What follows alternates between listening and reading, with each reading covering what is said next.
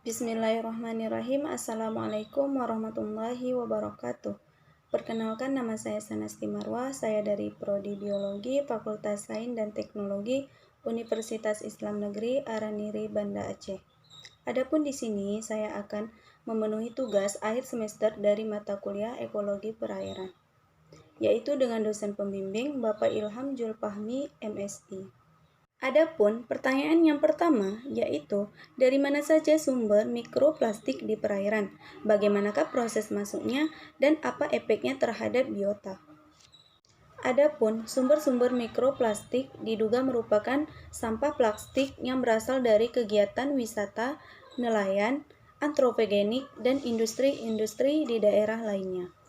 Dan ada juga sumber limbah mikroplastik yang banyak ditemukan berasal dari buangan kantong-kantong plastik, baik kantong plastik yang berukuran besar maupun kecil.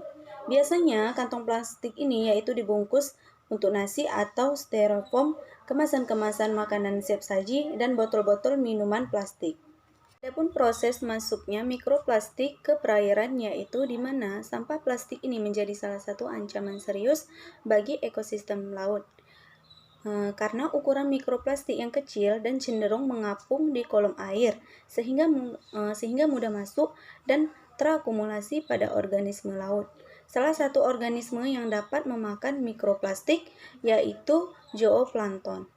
Adapun efek dari mikroplastik ini terhadap biota yaitu di mana pada populasi mikroplastik ini pada perairan memberikan dampak negatif, yaitu terkonsumsinya mikroplastik oleh organisme yang berada di lautan, mengakibatkan berkurangnya asupan nutrisi yang seharusnya didapat dari makanan.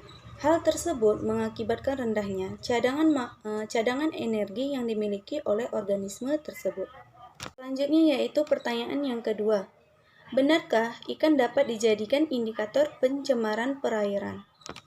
Adapun jawaban yang kedua yaitu benar, di mana ikan ini adalah sebagai salah satu biota air yang sering dijadikan sebagai salah satu indikator, yaitu pada tingkat pencemaran yang terjadi di dalam perairan.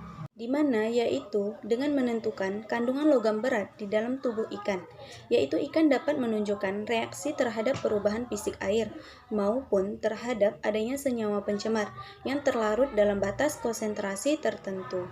Selanjutnya yaitu pertanyaan yang ketiga. Di antara banyaknya logam berat, unsur apa yang menurut Anda paling berbahaya bagi biota akuatik? Logam berat ini adalah salah satu zat yang menyebabkan populasi, di mana logam berat dapat menyebabkan kerusakan pada hati, insang, dan bahkan dapat menyebabkan kematian pada biota akuatik atau ikan. Selain logam berat ini mengakibatkan kematian, logam berat ini juga bersifat beracun, di mana dapat terakumulasi dalam sedimen yang pada gilirannya juga dapat terakumulasi dalam organisme, yaitu di antara banyaknya logam berat yaitu raksa, timbal, kadmium, dan arsenik, yaitu adalah salah satu contoh logam yang paling berpengaruh terhadap lingkungan biota akuatik. Selanjutnya yaitu pertanyaan yang keempat. Indikator apa saja yang perlu diketahui untuk menganalisis kesehatan sungai? Bagaimana cara menentukannya? Adapun pengembangan bioindikator sebagai upaya pengelolaan kualitas air sungai yaitu penilaian kualitas air permukaan dengan parameter kimia fisika belum efektif dan memberikan perlindungan dan pengendalian kerusakan ekosistem badan air. Sehingga pada umumnya parameter tersebut hanya menggambarkan kondisi kualitas air saat pengambilan sampel dan tidak mencerminkan kualitas air yang real. Maka dari itu diperlukan indikator yang ada di lokasi air yang tercemar.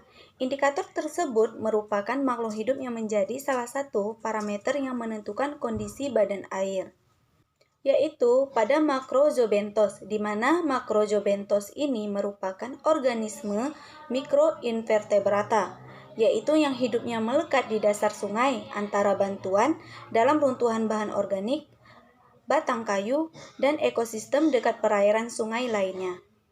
Adapun contoh dari makrozobentos adalah Annelida atau cacing cincin, kemudian Sulcospira sp atau siput air tawar, dan Rhiacophilia sp atau sejenis kepik. Yaitu organisme ini umumnya mempunyai kemampuan untuk menghancurkan material yang besar menjadi lebih kecil, dan partikel tersebut akan menjadi substrat atau medium, kemudian bakteri untuk berkembang biak. Proses dekomposisi ini berperan penting terutama dalam regenerasi unsur hara dan nutrien, sehingga menunjang keberlangsungan ekosistem sungai.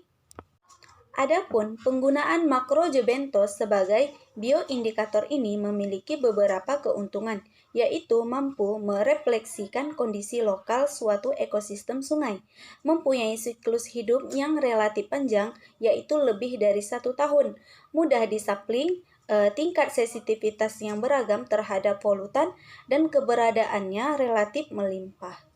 Sekian jawaban UAS dari saya. Jika masih banyak kekurangan, saya mohon maaf. Saya akhiri. Assalamualaikum warahmatullahi wabarakatuh.